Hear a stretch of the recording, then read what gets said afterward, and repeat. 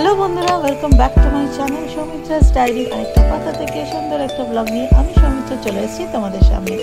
তাহলে চলো দেরি না করে আজকের ব্লগটা চটজলদি শুরু করা যাক। দেখতে দেখতে আমাদের টেক্সাস যাওয়ার দিন চলে আসছে, তাই জন্য শেষ মুহূর্তে প্রস্তুতি শুরু হয়ে গেছিলো।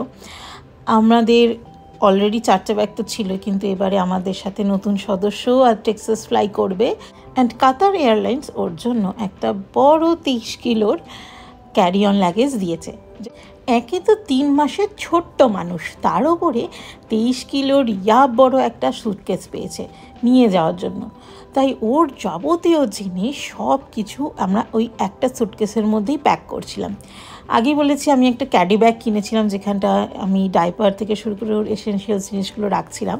তো সেই ক্যাডি ব্যাগটা আমি ইউএস নিয়ে যাচ্ছি, আর ওর মধ্যেই ও যত জামা কাপড় গিফটে পেয়েছে, তার সাথে খেলনা আর ওর এসেনশিয়াল ক্রিম, মেডিসিন সব কিছুই আমি নিয়ে নিয়েছিলাম। আতুর শেষ হওয়ার পর আর আমরা যেহেতু ইউএস চলে যাব, তাই জন্য প্রত্যেক সপ্তাহে সবাই, আমার সমস্ত রিলেটিভ থেকে শুরু করে আমার স্কুলের বন্ধু, কলেজের বন্ধুরা সবাই এসছিল আদিকে দেখার জন্য। আর প্রত্যেকেই যখনই এসছে তখন কিছু না কিছু গিফট তার জন্য নিয়ে এসছে। সব তো একবারে পড়াতে পারবো না, তাই সব গুছিয়ে একেবারে প্যাকিং করে নিয়ে যাচ্ছি ইউএসএ, ওকে একটা একটা করে পড়াবো বলে। যাই হোক, এতটা দিন এখানে ছিলাম, আস্তে আস্তে এবার যখন দিনটা এগিয়ে এসছে ইউএস যাওয়ার জন্য, তখন মনটা কেমন একটা করছে। যতই হোক নিজের বাড়ি, নিজের জায়গা ছেড়ে একটা অন্য জায়গায় থাকা, সব সময় কাজের জন্য পরিস্থিতির চাপে আমাদের লাইফে কিছু জিনিসকে মেনে নিতে হয়, তাই আমাদের আবার ফিরে যেতে হচ্ছে। কিন্তু যে সময়টা এখানে কাটিয়েছি, যে সুন্দর মুহূর্তগুলো আমি এখানে পেয়েছি, যে ভালোবাসা পেয়েছি, যা কোনোদিনই ভুলবার নয়। অ্যাটলিস্ট আমার প্রথমবার মা হওয়া অনুভূতি, আমার সন্তান যে এদেশে হয়েছে, তাতে আমি খুবই খুশি হয়েছি। আর তারা যে এখানে সব দাদু, ঠাকুমা, দিদা সবার আদর পেয়েছে, সবার ভালোবাসা পেয়েছে, সবার আশীর্বাদ পেয়েছে, এটাতেই আমি খুশি। সেইটুকু নিয়েই আজকে এই সমস্ত কিছু নিয়ে, স্মৃতি নিয়ে আমরা যাচ্ছি। আর সেটাই আস্তে আস্তে ওর জন্য সমস্ত ছবি তুলে রেখেছিলাম, যেগুলো বড় হয়ে ওকে দেখাবো যে না, কলকাতাতে ওর অনেক আপনজন রয়েছে যারা ওকে এতটাই ভালোবাসে যে দূর দূর থেকে দেখতে এসছে তাকে। আদিকে নিয়ে এই প্রথমবার এতটা বড় ডিস্টেন্স ফ্লাইটে আমরা যাব। তো আমি জানি না আদি কীরকম রিয়াকশান দেবে, কারণ কমপ্লিটলি একটা জায়গাতে বন্দি অবস্থায় থাকা। এর আগেও আমি ফ্লাইটে যখন ট্রাভেল করেছি, অনেক বাচ্চাকে খুব কাঁদতে দেখেছি। তারা এক জায়গায় কিছুতেই স্থিরভাবে থাকে না, তাদের কাছে জায়গাটা অন্ধকার, মোনোটোনাস হয়ে যায়। তো খুবই টেনশানে আছি যে আদি কীরকম রিয়াকশান করবে, তাকে কিভাবে সামাল দেব। আমরা দুজনেই প্রথমবার একটা ছোট্ট এই সদ্যজাত 3 মাসের বাচ্চাকে নিয়ে ট্রাভেল করছি, তাকে ঠিকমতো টেক কেয়ার করতে পাবো কি না, এই সমস্ত কিছু নিয়ে বিশাল চিন্তাতে আছি। তো জানি না, মানে ভগবানকে ডাকছি যেন আমাদের এই লং টার্ম ফ্লাইটটা যেন উতরে যায়, আদি খুব ভালোভাবে থাকে, ওর কোনো কষ্ট না হয়। কারণ অনেক কিছুই শুনেছি যে টেক অফের টাইমে বেবিকে ফিট করানো উচিত, নাহলে কানে ব্যথা হয়, আরও অনেক কিছু, যে ডাইপার চেঞ্জ করা, এভরিথিং, মানে ছোটো ছোটো টুকটাক অনেক টিপস এদিক ওদিক থেকে আসছে, শুনছি। অ্যান্ড জানি না কি হবে না হবে। তবে আমাদের কাতারের ফ্লাইট, এখান থেকে কাতার যাবে 5 ঘন্টার, আবার কাতার থেকে প্রায় 1 ঘন্টা 45 মিনিটের একটা লেওভার আছে, দেন পুরো 15 থেকে 15.5 ঘন্টার একটা লম্বা ফ্লাইট রয়েছে, যেটা আমাদের ডিএফডব্লিউ নামাবে।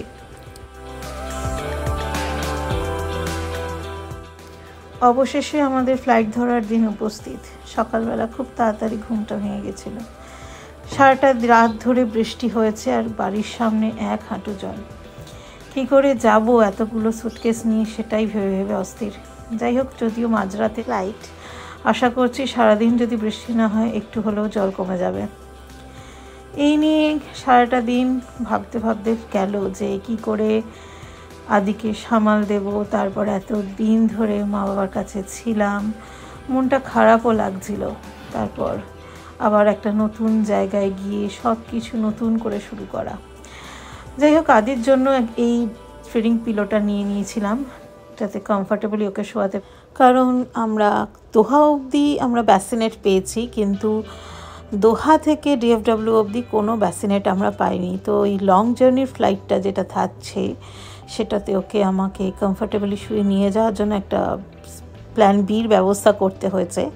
আর তার জন্য আমার মনে হলো এই ফিডিং পিলোটা বেস্ট অপশান, যেখানে ওকে আমি কোলের মধ্যে সুন্দরভাবে শুয়ে নিয়ে যেতে পারবো। এখন দেখার ও কতটা কোঅপারেট করে। সেদিনকে সবাই আমাদের ছাড়তে এসেছিল, অনেক রাত্রির অবধি তারা ছিল। আমার শ্বশুরবাড়ি, বাপের বাড়ি থেকে মা বাবা তো এসেই ছিল, আর শ্বশুরবাড়ি থেকে এসেছিল শুভ এসেছিল। এই শুভ আমার মামাতো দেওর, কিন্তু ওকে আমি সত্যি নিজের ভাইয়ের মতো মনে করি। যখনই আমরা যাই না কেন, যত দেরি ফ্লাইট হোক না কেন, ঠিক আসে, আর কেউ আসুক না আসুক, ও আমাদের সি অফ করতে আসবেই। তো যাই হোক, যথাসময় আমরা চলে এসেছি। আমরা এই ফিডিং পিলোটাকে আমি একটা বালিশের কভারে নিয়ে নিয়েছিলাম যাতে নোংরা না হয়। আর টেক্সাসে নামার পরেই আমরা তো একটা ক্যাব নেব, তো সেই জিনিসটা মাথায় রেখেছিলাম যে এখানে একটা কার সিটের দরকার পড়ে সবসময় একটা বেবি থাকলে। তাই জন্য আমরা ক্যারিকটটাই কিনেছিলাম যেটা as a car seat use হবে। তো সেটা আমরা নিয়ে নিয়েছি। আর ফ্লাইটে অনলি 9 কার সিট, আদারওয়াইজ একটা স্ট্রলার, এই দুটোর মধ্যে যে কোনো একটা আমরা ফ্রিতে নিয়ে যেতে পারি বেবি থাকলে। তো এই জন্য আমাদের কোনো অসুবিধে হয়নি। আর ফিডিং পিলোটাও নিয়ে নিয়েছিলাম, সেটাতেও কোনো অসুবিধে হয়নি। আর আরেকটা জিনিস, আমি হুইল চেয়ার নিয়ে নিয়েছিলাম, কারণ এত কিছু নিয়ে সমস্ত কিছু চেক ইন করা সবটাই, আর আমি এবারে বেবিকে সামলে নিয়ে যাব, তো আর একদম নতুন জায়গায় কোথায় কি চেকিং পয়েন্ট রয়েছে, কোথায় সিকিউরিটি, কতটা গেট দূরে আছে, so we have no idea. আর একটা বেবি আছে, কখন কোথায় কি দরকার পড়বে, তাই জন্য একটা হেডেক, এই যে এয়ারপোর্টে নেমে কোথায় কি আছে খোঁজার হেডেক, সেইটা কমাবার জন্য আমি একটা হুইল চেয়ার নিয়ে নিয়েছিলাম। যদিও এয়ারপোর্টে একটা রুম থাকে সেপারেটলি বেবি অ্যান্ড মাদারের জন্য, যেখানে ডাইপার চেঞ্জ করা যায় বা ফিডিংও করানো যায়, কিন্তু তাও আমি একটা ফিডিং কভার নিয়ে নিয়েছিলাম। অ্যাকচুয়ালি এটা ডিআইওয়াই করেছিলাম। আমি একটা কটন সোয়াডালকে একদিক দিয়ে বেঁধে নিয়ে নিয়েছিলাম, যেটা ওকে কভারও করছিল যদি ঠান্ডা লাগে, আর তার সাথে সাথে ওর একটু আলো পড়লে চোখেতে ঘুমে ডিস্টার্ব হয়, তো সেই জন্য ওকে একটু কভার করেও রাখছিলাম। তো সব দিক দিয়ে ওটা খুবই সুবিধে হয়েছে। আর যেটা দেখলাম, ও ফিডিং পিলোটায় খুব সুন্দর ঘুমোচ্ছে, তো কোনো অসুবিধে এখনও অবধি করেনি। এখন প্লেনেতে উঠে যাই, এখন আমাদের সময় হয়ে এসছে। প্লেনেতে উঠে গিয়ে সমস্ত কিছু রেডি করে ঠিকঠাক জায়গায় সব নিয়ে ওকে আরেকবার খাইয়ে দিয়ে ঘুম পাড়িয়ে দেবো। দেখি এখন কি করে। এখন আমরা চলে এসেছি, আমাদের পুরো হুইল চেয়ার সিট অবধি নিয়ে চলে এসেছিলো। আর এখানে কাতারে সব কিছু ব্যবস্থা রয়েছে, পিলো দিয়েছে, এক্সট্রা আমাকে ব্ল্যাঙ্কেটও দিয়েছিল, আর আদিকে একটা হ্যাম্পার দিয়েছিল যেটাতে ওর দুটো ডায়াপার, তারপর পাউডার, লোশন সব কিছুই ছিল। আগেই বলেছি দোহা অবধি আমরা ব্যাসিনেট সিট পেয়েছিলাম, তাই জন্য সামনে ব্যাসিনেট রাখার ব্যবস্থা ছিল। আর আমাদের এয়ার হোস্টেস ব্যাসিনেট পুরো সেট করে দিয়ে গেছি। আফটার টেক অফ আমাদের প্লেন এখন রানওয়েতে, সামনের চাকাটা দেখা যাচ্ছে ক্যামেরাতে। কাতারে এই নিয়ে আমি সেকেন্ড টাইম ফ্লাই করছি। প্রথমবার সুমনের সাথে যখন ইউএসএ ফ্লাই করি, জর্জিয়াতে আসি, তখন কাতারে এসেছিলাম, আর তখন এই জিনিসটা প্রথম দেখেছি, আবারও দেখছিলাম, তো প্রথম দিনের কথা মনে পড়ে যাচ্ছিলো। সো এটা খুব সুন্দর লাগে আমার, যে চাকাটা যখন মানে পুরো ফ্রন্টের যে ডাউন ভিউটা, সেটা পুরোপুরি সুন্দরভাবে দেখা যায়, কীভাবে সুন্দরভাবে প্লেনটা টেক অফ করে, আর সাথে সাথে রানওয়ে থেকে কি আকাশে উঠে যাচ্ছে, আর আস্তে আস্তে নিচে সমস্ত লাইটগুলো ছোটো হতে হতে কেমন একটা অসাধারণ দৃশ্য তৈরি হচ্ছে। তো সেটাই আপনাদের সাথে এখন শেয়ার করছি। এখানে বলে রাখি, টেক অফের সময় আমাকে আলাদা একটা এক্সট্রা বেল্ট দিয়েছিল, আমরা যে সেফটি বেল্ট পরি তার সাথেই অ্যাটাচ করে দিয়েছিল, বেবি যাতে কোলে থাকে আর সেফটি বেল্টের সাথে অ্যাটাচ থাকে। ডিউরিং টেক অফ আমি বেবিকে ফিড করিয়েছিলাম, বাট এমনিতেও এই সময়টা আদির ঘুমানোর সময়, তাই জন্য ও ও খুব শান্তভাবে ছিল আর পুরো ঘুমিয়েই ছিল, তাই দোহা নামা অবধি কোনো অসুবিধা এখনও অবধি হয়নি। একবার ব্যাসিনেটে শুয়েছিলাম, তবে পার্সোনাল এক্সপিরিয়েন্স থেকে বলছি, যদি টার্বুলেন্স থাকে বেবিকে কিন্তু ব্যাসিনেট থেকে নিয়ে কোলেতে আবার ওই বেল্টের সাহায্যে আটকে নিজের কোলের কাছে রাখতে হবে। তো আমরা দোহাতে নামার যে ফ্লাইটটা ছিল তাতে অনেকটা টার্বুলেন্স পেয়েছি, তো ব্যাসিনেটে রাখার প্রশ্নই হয়নি, একটুখানির জন্য রেখেছিলাম, তারপর সারাক্ষণ কোলে নিয়েছিলাম। আর কোলেতে নেওয়ার জন্য তো আমি আগেই বলেছি আমি ফিডিং পিলোটা নিয়ে ইউজ করেছিলাম, তো খুব সুন্দরভাবে ছিল। আর পার্সোনাল এক্সপিরিয়েন্সে এখনও অবধি ব্যাসিনেটে থেকে ফিডিং পিলোই বেশি নাম্বার পাচ্ছে। এখন বাকি যে 15 ঘন্টার ফ্লাইটটা, ওটাতে আদি কী পারফরমেন্স করে, ফিডিং পিলো না তে কীরকম থাকে সেটাই দেখার।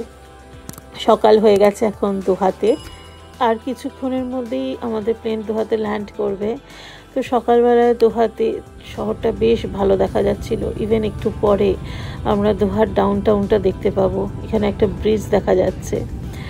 তো দোহার সিনিক বিউটিটা, এরিয়াল ভিউটা খুবই ভালো লাগলো। অনেক কিছু নতুন জিনিস দেখতে পাচ্ছিলাম প্লেন থেকে, তবে কি কাকে কি বলে না বলে কিছুই জানি না। যেটা আমরা এরিয়াল ভিউ কোনো একটা নতুন জায়গার এনজয় করি, ঠিক সেইভাবে আমরা এনজয় করছিলাম। আর আদি পুরো এখন ঘুমিয়ে কাদা হয়ে রয়েছে, তো ওকে জাগানোর কোনো প্রশ্নই নেই।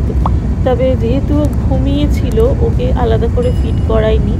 অ্যান্ড ও দেখলাম ওর কোনো ব্যথাও হয়নি, যদি ব্যথা হতো কানে সেভাবে, তাহলেও কিন্তু ঘুম থেকে উঠে কান্না শুরু করতো, কিন্তু না, ও কাঁদেনি, পুরোপুরি ঘুমিয়েছিল, তাই আমি ওর ঘুমের ডিস্টার্ব আর করিনি।